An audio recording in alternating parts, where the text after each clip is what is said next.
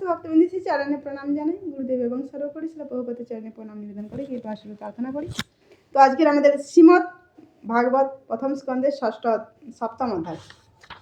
তো আমরা দেখলাম যে আমাদের আলোচনা ব্যাসদেব তিনি কিনা সাম্প্রাসদ নামক স্থানে গঙ্গার তটে সেই গঙ্গা জলে স্নান আদি করে পবিত্র হয়ে আচমন আদি করে তিনি আসনের উপর গবেষণা হলেন। তো তার গুরুদেব যেভাবে নির্দেশ দিয়েছেন সেইভাবে তিনি ধ্যানস্থ হলেন, ভক্তিযোগে যুক্ত হয়ে ধ্যানস্থ হলেন। তো ধ্যানস্থ হয়ে তিনি সেই পূর্ণ পুরুষ ভগবানকে দর্শন করলেন, আর তার সাথে মায়া দর্শন করলেন।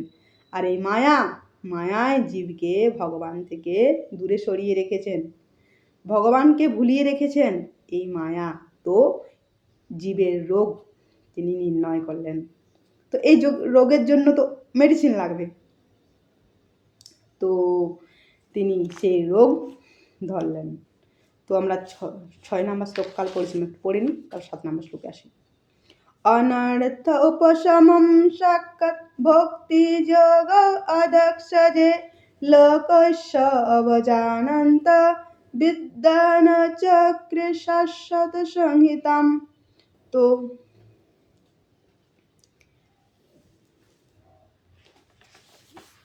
কিনা সে অযক্ষজ ভগবানের প্রতি ভক্তি, কিন্তু লোকস্য অবজানন্ত, লোকেরা জানে না, ডাক্তারও জানে না, সে তো দেহের চিকিৎসা করে।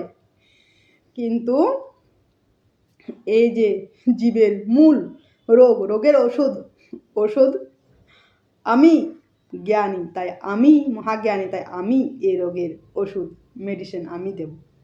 তো তিনি সেই শাশ্বত সংহিতা রচনা করবেন। তো তিনি বললেন, তো তার ফলে কি হবে দেখুন, আমরা শ্লোকে আসি। তো তার আগে দেখুন, তো এই যে লোকে জানে না, এটা কিন্তু তো মানুষে বলেন আরে এখন থেকে কেন ভক্তি করব, একটু বয়স হোক। বয়স ভক্তি করার মূল সময় হচ্ছে যৌবন সময়, সেই সময়টা ভক্তি করার উপযুক্ত সময় না। বৃদ্ধ হলে করব না, ইয়েতে করব না, পারফেক্ট সময় হচ্ছে যৌবন সময়, সেটাতে ভালো করে আপনি ভক্তি করতে হবে। এমনকি আপনারা দেখবেন যে রাজা কুলশেখর তিনি এত সুন্দরভাবে ভগবানকে স্তুতি প্রার্থনা করেছেন, পড়লে আপনি হৃদয়গ্রাহী, পড়লে আপনি বুঝতে পারবেন। আমি এর আগে কখনো এরকম প্রার্থনা পড়িনি। তিনি এত সুন্দর সুন্দর স্তুতি, এত সুন্দর সুন্দর প্রার্থনা ভগবানের প্রতি, তিনি একজন সম্রাট রাজা কুলশেখর, তার থেকে আমরা এই শিক্ষায় পাই। তো তিনি এতটা ভক্তিতে তো তিনি ভগবানকে এত সুন্দর সুন্দর প্রার্থনা তিনি জানিয়েছেন। তো তিনি বলছেন ইদম শরীরাম শতসন্ধি জড়িতম আমি একটু লিখে রেখেছিলাম, জাস্ট দিকে বলছি।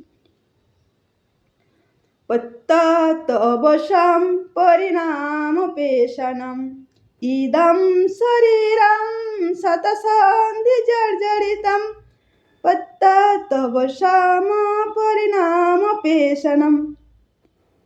তো এই শরীরে 100টা জয়েন্ট আছে, আর এই 100টা জয়েন্ট পেন, মানুষ জর্জরিত। তো সেই তবু কিনা আশ্চর্য পদি মনুষ্যলোকে সুধাম পরিত্যাজ বিষম পিবন্তি। তো নামানি নারায়ণ গোচরানি ত্যক্তবাচ কুহ কাবন্তি। জাস্ট আমার নোট করা ছিল, পরিষ্কার আমি বুঝতে পারিনি, তো লেখাটা হয়নি। তো তিনি এভাবে প্রার্থনা করছেন। মানুষ কী সব পড়ে, ভাগবতম ভগবানের কথা, এত সুন্দর সুন্দর তিনি ভগবানকে প্রার্থনা করেছেন। তো আপনারা পড়বেন এই মাসে, তো আমরা যা সেটাও চেষ্টা করছি পড়ার। তো তারপর আমরা শ্লোকে আসি। তো সেটা কি না, ওষুধ হলে কি হবে না, আমরা শ্লোকে আসি। শ্লোক দেখুন, শ্লোক নাম্বার 7।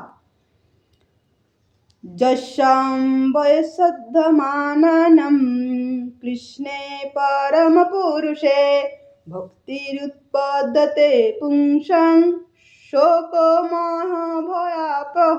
তো ভগবানের প্রতি ভক্তি করলে আপনার কি হবে দেখুন, কি পাবেন আপনি। তো সেই অনুবাদ, কেবল বৈদিক শাস্ত্র শ্রবণ করার মাধ্যমে পরম পুরুষ শ্রীকৃষ্ণের প্রতি ভক্তির উদয় হয় এবং তার ফলে শোক মোহ ভয় তৎক্ষণাৎ অবহত হয়। তো মেডিসিন ভক্তি, তো সেটা কিভাবে পাবেন না, বৈদিক শাস্ত্র শ্রবণ করার মাধ্যমে, গ্রন্থ অধ্যয়ন বা শ্রবণের মাধ্যমে শ্রীকৃষ্ণের প্রতি ভক্তির উদয় হবে। আর ভক্তির উদয় হলে তখন কি হবে, কি পাবেন, শোক মোহ ভয় থেকে মুক্ত হয়ে যাবেন। শোক মোহ ভয়, শোক যা অতীতের শোক আছে না, কেউ মারা গেলে খুব শোক করে, অনেক দিন হয়ে গেলেও দেখা যায় শোক করছে, চলে গেছেন, কেউ মারা গেছেন, সেই নিয়ে বিভিন্ন কান্নাকাটি করেন। আর মোহ, কোথাও যদি যান মন্দিরে কেউ, আবার বাড়িতে আছে, বাড়ির মানুষজনেরা কি হচ্ছে না হচ্ছে সেই মোহ রয়েছেই। মোহ, না বাড়ি যায়, বাড়িতে কি হলো না হলো, এখন কি হচ্ছে না হচ্ছে সেই নিয়ে খুব চিন্তা বাড়ির জন্য, মোহ।